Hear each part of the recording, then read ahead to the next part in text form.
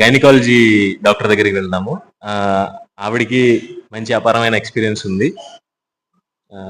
ఆయన అర్థం వెళ్ళిపోయారు కాబట్టి మేడం దగ్గరికి ఇక్కడ నెక్స్ట్ ఉన్నారు పేషెంట్స్.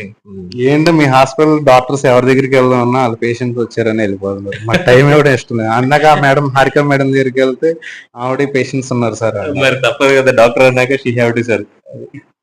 అదండి మేడం పేరు వినీలా మేడం, డాక్టర్ వినీలా.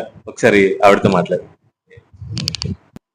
మన హనుమాన్ జంక్షన్ మెడి వ్యాలీ హాస్పిటల్లో డాక్టర్ ఉన్నారు. వాళ్ళ డిగ్రీ ఏంటి అదేంటి అనేది నేను నా నోటితో చెప్పను. ఆవిడ చాలా పొడవు ఉందండి, అది మన వల్ల కాదు.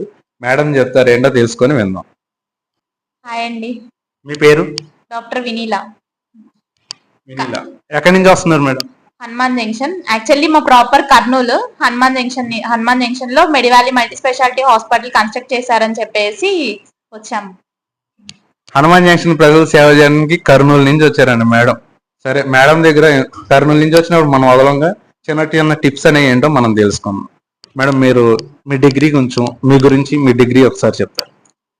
Consultant ఆబ్స్టిక్ and gynaecology, fellowship in reproductive medicine, fellowship in scan centre అవన్నీ చేశాము.